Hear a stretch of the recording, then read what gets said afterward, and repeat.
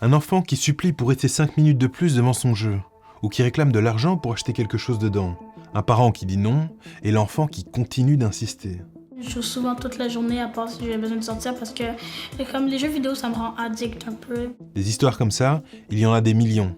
Des familles où l'écran devient un champ de bataille quotidien. Et d'autres qui découvrent, stupéfaites, des centaines, voire des milliers d'euros partis en achats invisibles, dans des jeux que personne n'avait vu venir, parce que personne n'avait rien payé pour les installer. Si tu veux avoir des gems, soit t'es gratuit pour jouer et tu fais juste jouer tous les jours pour en avoir, ou tu payes de vrai argent pour avoir des gems. Et donc, c'est juste une étape supplémentaire pour commencer à faire sa simulation de gambling. Mais au final, il peut dépenser des vrais montants d'argent en passant par la boutique. Alors on a enquêté. Et ce qu'on a découvert va changer la façon dont tu regardes les jeux auxquels ton enfant joue. On va découvrir qui a inventé ces systèmes et d'où ils viennent vraiment. On va tenter de comprendre pourquoi ces mécanismes fonctionnent si bien sur les enfants. La réponse n'est pas dans le jeu. Elle est dans ce qu'on a glissé à l'intérieur. Parce que ces jeux ne sont pas nés dans la tête de développeurs passionnés. Ils ont été construits avec des outils venus d'ailleurs. Des outils pensés, testés et optimisés pendant des décennies pour une seule chose, t'empêcher d'arrêter. J'ai malheureusement eu et vu des gens perdre tout, jusqu'à même perdre leur vie à cause du jeu. Ils se sont soit suicidés ou soit se sont fait tuer. Il faut bien imaginer et bien comprendre que le jeu, même s'il n'a pas de substance, est une drogue.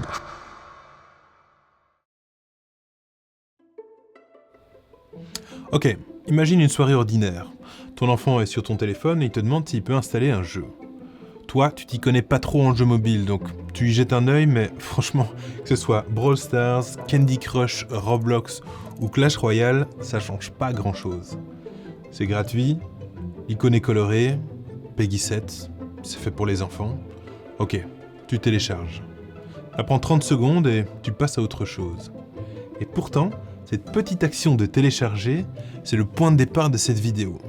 Non pas parce que le geste est exceptionnel, mais parce qu'il est le premier domino d'une longue chaîne. Ces types de jeux mobiles, on les appelle les free-to-play dans l'industrie. Un free-to-play, c'est un jeu qui est disponible en accès gratuit. Il suffit juste de l'installer et d'y jouer. C'est quand même super comme concept, non ? Les free-to-play, c'est aujourd'hui l'un des secteurs les plus rentables de toute l'économie numérique. En 2024, le marché mondial du jeu vidéo pesait 187 milliards de dollars. La moitié venait du mobile. Et sur ces 92 milliards, l'essentiel ne venait pas de la vente de jeux eux-mêmes. Elle venait de ce qu'on achète à l'intérieur, une fois qu'on y joue déjà.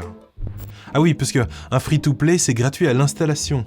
Mais en fait, quand on joue, on se retrouve rapidement devant des petits éléments en jeu qui, eux, ils sont pas tout à fait gratuits. On appelle ça les microtransactions.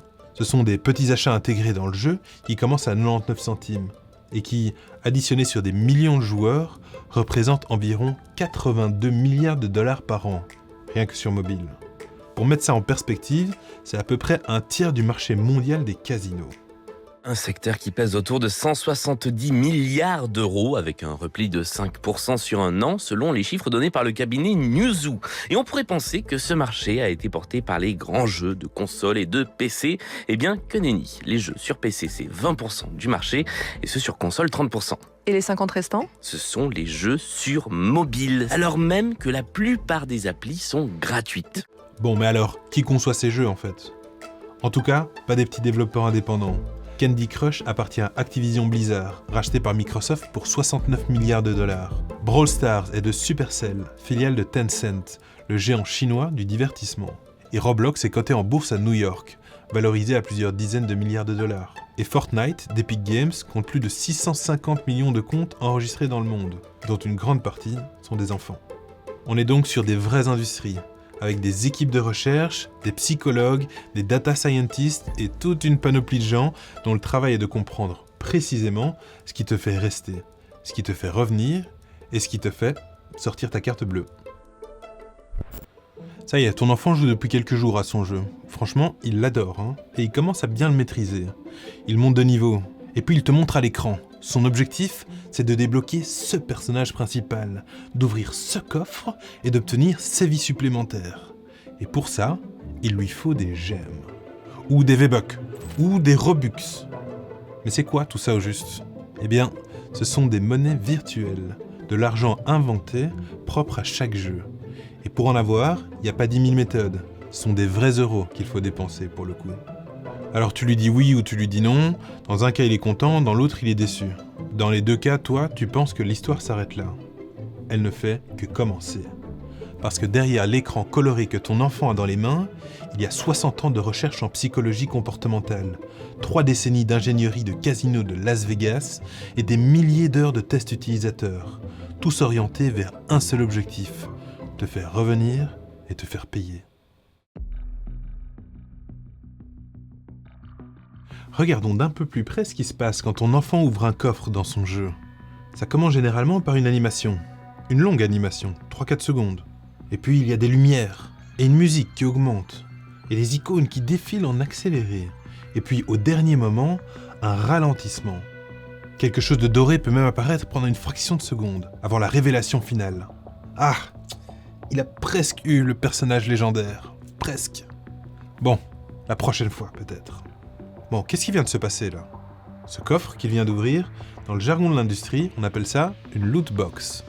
Une loot box, ou boîte à butin en français, c'est un contenu aléatoire, payant ou accessible via une monnaie virtuelle, dont la valeur varie à chaque ouverture. Donc une surprise payante. Sauf que la surprise, elle est très soigneusement calculée. Et cette sensation, ce presque gagné, ce n'est pas un accident de design, c'est en fait le produit principal. Candy Crush est bourré d'effets visuels et sonores qui s'activent lors d'actions précises. C'est ce que l'on appelle des micro-feedbacks. C'est pas juste pour faire joli, car ils vont agir comme des stimuli et activer dans ton cerveau ton système dopaminergique. Cette technique pour influencer ton comportement est basée sur une expérience appelée le casino à rats. Des rats sont placés dans une cage avec un bouton qui distribue de la nourriture. Dans ta tête, c'est exactement pareil.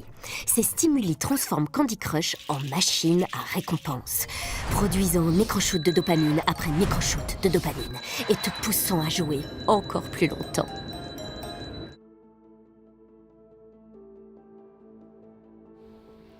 En 1953, un psychologue de Harvard nommé Burrus Frederick Skinner fait une expérience simple avec des pigeons. Il place ces oiseaux dans des boîtes équipées d'un levier. Quand le pigeon appuie, il peut recevoir de la nourriture. Skinner teste alors différentes façons de distribuer cette nourriture. Toujours à chaque pression, jamais, à intervalles réguliers et enfin, de manière aléatoire. Le résultat est frappant. Les pigeons qui reçoivent la nourriture de façon aléatoire, parfois au 3e appui, parfois au 20e, parfois au 100e, eh bien, ils appuient sur le levier beaucoup plus souvent que les autres. Et surtout, ils continuent d'appuyer longtemps après que les récompenses s'arrêtent, parce qu'ils ne savent pas quand la prochaine viendra. Alors ils continuent. Skinner appelle ça le renforcement à ratio variable, et il note, presque en passant, que c'est exactement ce principe qui rend les machines à sous impossibles à lâcher. 70 ans plus tard, c'est le moteur principal de la majorité des jeux mobiles gratuits. Ce que Skinner avait découvert en laboratoire, Natasha Schull allait le retrouver à Las Vegas, appliqué à l'échelle industrielle. Elle est anthropologue et dans les années 90, elle commence à passer du temps à Las Vegas. Pas pour jouer, mais pour observer. Elle passe 15 ans à interviewer des concepteurs de machines à sous, des ingénieurs, des joueurs compulsifs et des directeurs de casinos. Ce qu'elle découvre, elle le publie en 2012 dans un livre intitulé « Addiction by Design ». Ce qu'elle documente est précis. Les machines à sous modernes ne sont pas conçues pour que vous gagniez. Elles sont conçues pour maximiser ce que l'industrie en interne appelle le time on device, le temps passé sur la machine. Chaque détail est calibré pour cet objectif. La vitesse de rotation, le son des pièces, la fréquence des petites victoires et la durée exacte de l'animation du gain. Elle décrit un état que les joueurs eux-mêmes nomment la machine zone. Un état de transe où l'on ne joue même plus pour gagner. On joue pour continuer à jouer. La récompense ne compte presque plus. C'est l'anticipation de la récompense qui crée l'état. Schull, à cette époque, ne parle pas de jeux vidéo dans son livre. Elle parle de casino. Mais quand on lui montre une animation d'ouverture de lootbox, elle reconnaît immédiatement la structure. Ce mécanisme a un nom dans l'industrie du jeu mobile. On l'appelle le compulsion loop, ou boucle compulsive en français. Et ça se passe en 4 étapes qui forment une boucle. Ça démarre avec un trigger, un déclencheur. C'est quelque chose qui déclenche l'envie de jouer. Une notification, un timer qui vient de se terminer, un défi sur plusieurs jours, tout est bon pour te faire revenir. Ensuite, tu as l'action. Tu ouvres le jeu, tu joues, tu appuies sur le levier. Après quoi vient la récompense variable. Parfois tu gagnes beaucoup, parfois peu, parfois presque rien. C'est l'aléatoire de Skinner. Tu as la sensation d'avoir presque obtenu le personnage principal. Et ça se conclut avec l'investissement. Tu as maintenant un personnage qui a monté de niveau, qui a une arme rare, une équipe que tu as construite pendant des semaines. Tu peux pas t'arrêter, parce que tout ce temps est déjà dépensé. Et la boucle recommence au prochain déclencheur. Ça fait maintenant 1 semaine que ton enfant joue. Au début, ça avançait vite pour lui, les récompenses, la progression. Mais au fur et à mesure, quelque chose change. Les niveaux deviennent plus longs, et les ressources se font plus rares, et les personnages qu'il faut absolument avoir pour avancer deviennent progressivement hors d'atteinte. Il joue plus, mais il avance moins. Alors, la frustration monte. Et puis, à l'écran, il y a toujours ce bouton « Acheter » qui propose de régler le problème en 2 temps 3 mouvements, contre quelques euros. Eh bien, quelqu'un a mis un nom sur ce mécanisme de frustration. Il s'appelle Ramin Shokrizad. Ramin Shokrizad a passé une partie de sa carrière à construire ces systèmes. Il est économiste, spécialisé dans les jeux vidéo, et il a notamment travaillé pour Wargaming.net. Il connaît ce modèle de l'intérieur. En 2013, il publie un texte qui va circuler discrètement dans l'industrie, puis qui va faire beaucoup plus de bruit en dehors. Le document s'appelle « The Top Free-to-Play Monetization Tricks », les meilleures techniques de monétisation des jeux gratuits. Un catalogue détaillé, froid et précis. Il y décrit notamment ce qu'il appelle le modèle de monétisation coercitif. Ce modèle explique comment créer une progression de jeu délibérément frustrante, conçue pour que le joueur perçoive l'achat non pas comme un plaisir supplémentaire, mais comme le seul moyen d'éviter une douleur. Tu ne payes pas pour avoir quelque chose, tu payes pour que ça s'arrête. La même année, Shokrizad témoigne devant le réseau international de protection des consommateurs, l'ICPEN. Il dit ce qu'il sait. Il dira plus tard que ça lui a coûté sa carrière. En fait, ce qu'il décrit n'est ni une dérive, ni un excès. C'est le modèle standard, enseigné dans les conférences de développeurs, optimisé trimestre par trimestre et raffiné par des équipes entières de designers comportementaux, dont le seul indicateur de performance est le revenu par utilisateur. Revenons à notre scène un instant. Ton enfant veut maintenant faire un nouvel achat, un skin par exemple. Un skin, c'est une sorte de costume pour ton personnage. Dans Fortnite, la monnaie s'appelle les V-Bucks, et tu en achètes avec de l'argent réel. Mais pas de chance, les packs disponibles ne correspondent jamais exactement au prix de ce que tu veux acheter. Le skin que ton enfant veut coûte 1800 V-Bucks, donc le pack à 1000, c'est pas assez. Le plus proche, c'est le pack à 2800. Résultat, ton enfant fait son achat, et il garde 1000 V-Bucks sur son compte. Bon, c'est pas assez pour acheter le prochain skin. Mais par contre, c'est juste assez pour faire mûrir l'idée qu'il suffit d'un deuxième petit achat supplémentaire pour y arriver. Le solde restant appelle le prochain achat. Et puis dans le jeu Genshin Impact par exemple, eh bien n'importe quel joueur rêverait d'avoir un personnage 5 étoiles. Bon, pour l'obtenir, rien de plus simple, il suffit d'avoir un peu de chance au tirage gacha. C'est une sorte de loterie intégrée au jeu. Ah oui, et pour participer, tu dois avoir des fates, c'est la monnaie du tirage. Ah, et c'est vrai, j'oubliais. Pour obtenir les fates, tu dois les échanger contre des primogèmes. C'est la monnaie principale du jeu. Et oui, évidemment, bon, les primogèmes, tu les achètes en convertissant les Genesis Crystal. Et pour obtenir les Genesis Crystal, c'est simple, tu sors ta carte bleue. Ah, et au fait, les tirages gacha, t'as 0,6% de chance de gagner le perso que tu voulais. Mais ça, on te le dit pas. Mais alors, pourquoi toute cette complexité ? Eh bien, parce qu'à chaque couche de conversion, le lien avec la monnaie réelle s'efface peu à peu. Et progressivement, à coup de petits achats compulsifs à 99 cents, à 4,99€ ou à 29,99€, tu finis par perdre le coût réel de ce que tu tentes d'obtenir. Et soit dit en passant, ton personnage 5 étoiles, ça te coûte en moyenne 180€ pour l'obtenir.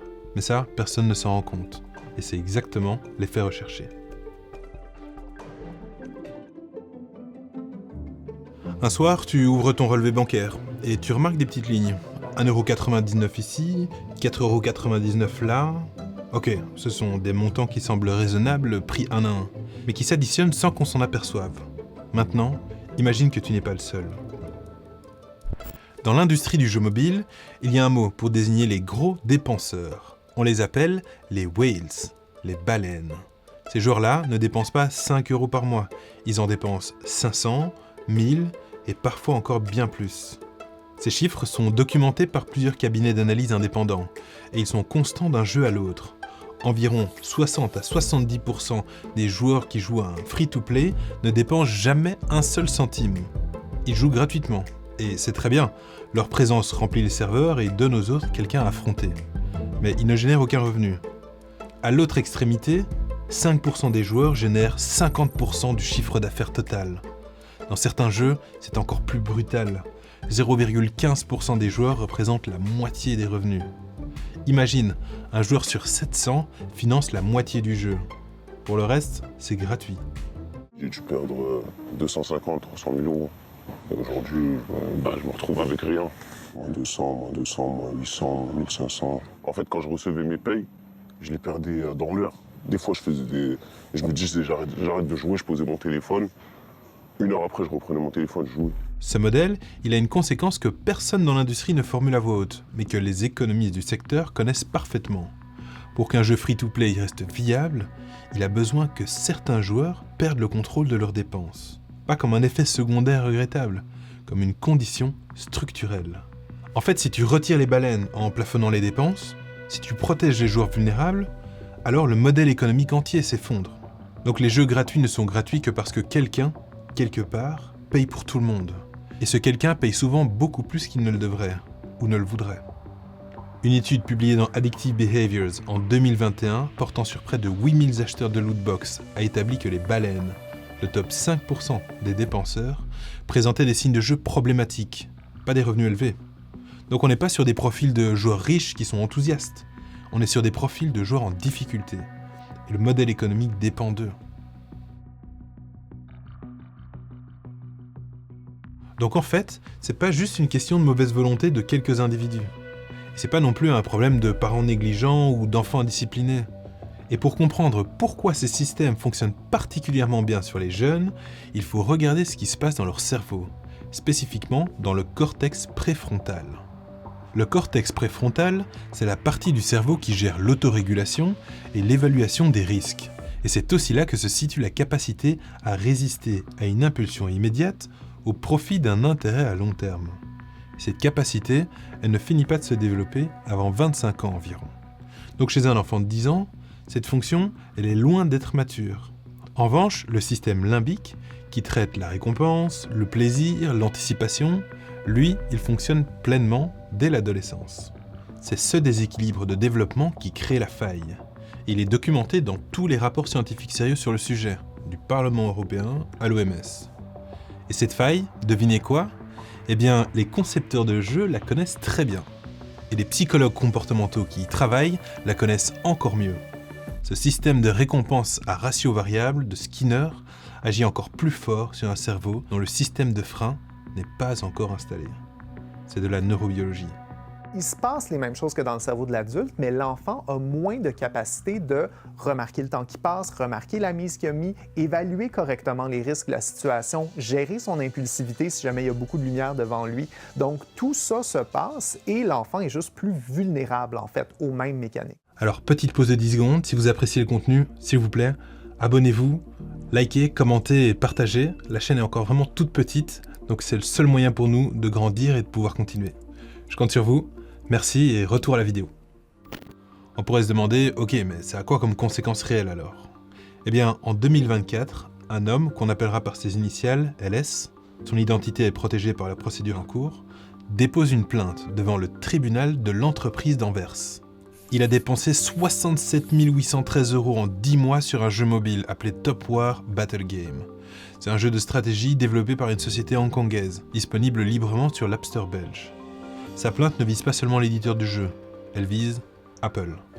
L'argument de ses avocats est simple. La Belgique a classé les lootbox comme jeux de hasard illégaux en 2018. Top War contient des lootbox. Apple distribue ce jeu sur son App Store belge depuis des années, en prélevant 30% de commission sur chaque transaction.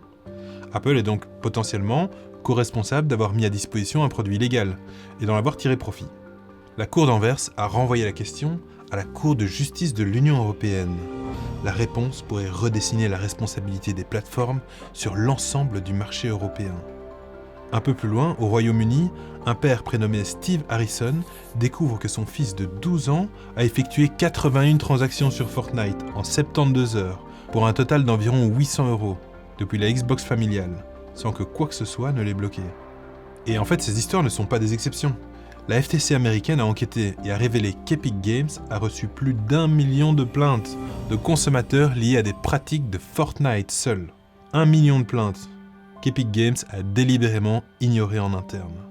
Et en France, l'UFC Que Choisir a recensé des familles rapportant plus de 2000 € dépensés par un seul enfant, souvent sur plusieurs mois, sans que les parents ne s'en aperçoivent. Ce ne sont pas des histoires de négligence, ce sont des histoires de systèmes conçus pour contourner la vigilance. Alors dis-moi, si tu avais le choix, est-ce que tu laisserais ton enfant rentrer seul dans un PMU? Ou est-ce que tu installerais une machine à sous dans sa chambre? Probablement pas. Et pourtant, c'est ça qu'il tient dans ses mains chaque soir, simplement parce que les parents ne savent pas. Mais alors l'État, là-dedans, qu'est-ce qu'il en dit? En novembre 2017, un joueur frustré poste sur Reddit. Il a acheté Star Wars Battlefront 2, 60 €. Et pour débloquer Dark Vador, il lui faudrait 60 heures de jeu supplémentaires, ou bien payer encore. Et voilà la réponse de EA, l'éditeur du jeu, sur le forum.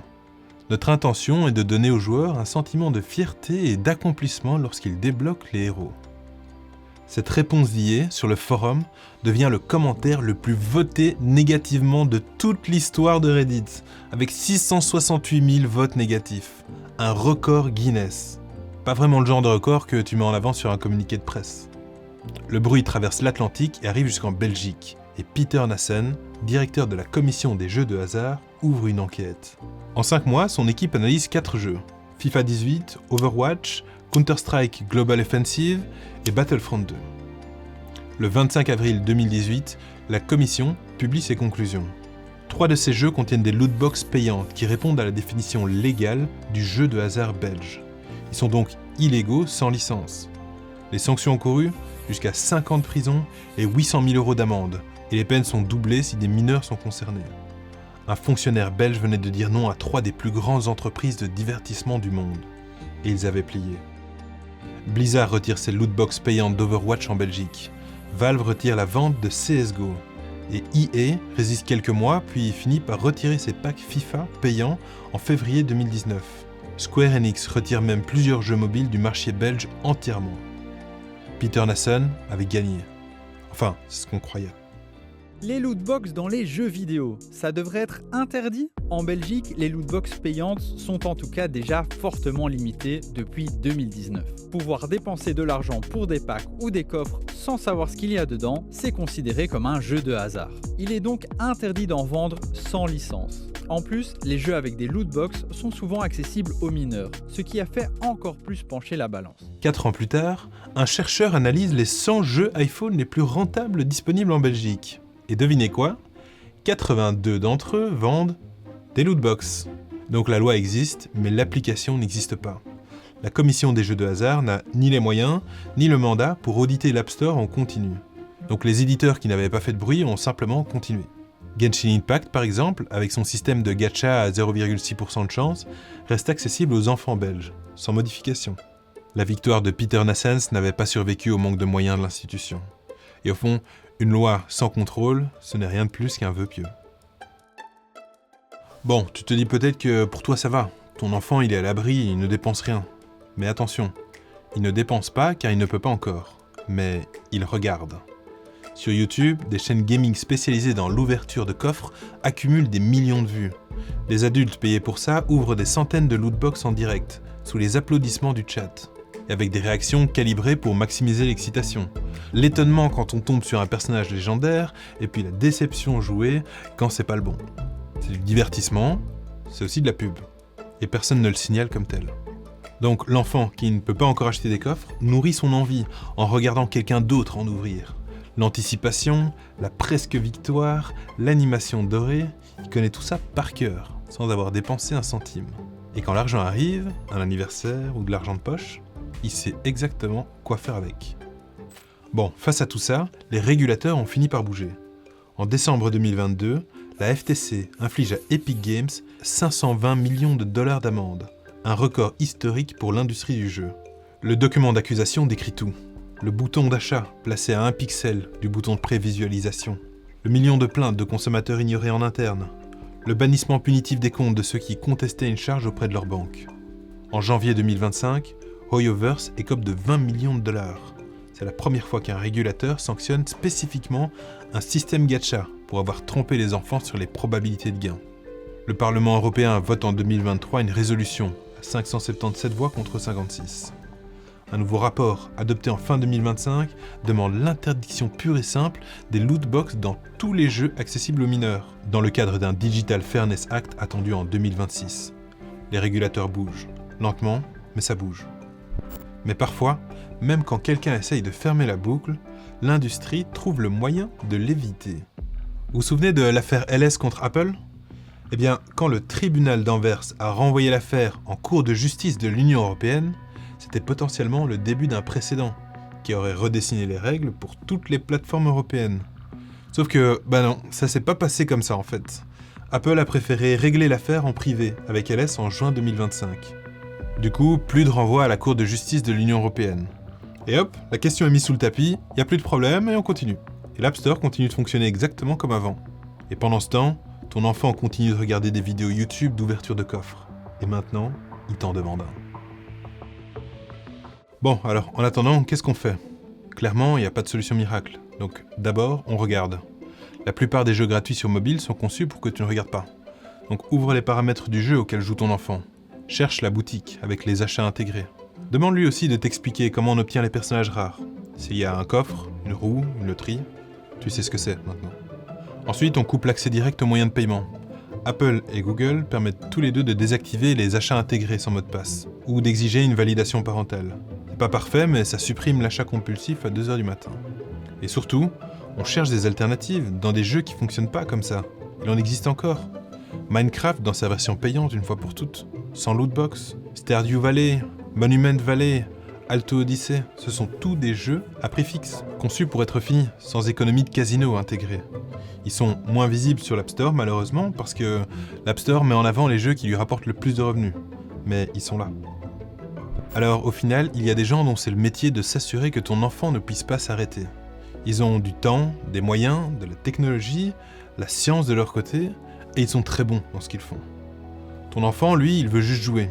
Il veut le personnage que ses amis ont déjà. Il veut voir ce qu'il y a dans le coffre. C'est pas de sa faute. C'est juste un cerveau de 10 ans face à une machine conçue par des adultes pour le manipuler. Et toi, tu avais juste 30 secondes pour télécharger quelque chose de gratuit. Mais là maintenant, en regardant cette vidéo, c'est comme si tu avais tiré ton propre coffre. Et ce que tu as trouvé dedans, c'est ta propre arme légendaire. La connaissance du système. Et avec elle, tu peux désormais reprendre le contrôle. Alors la prochaine fois que ton enfant te tendra la tablette, tu ne verras plus un simple jeu gratuit. Tu verras le système qui se trouve derrière. Et tu pourras enfin l'en protéger.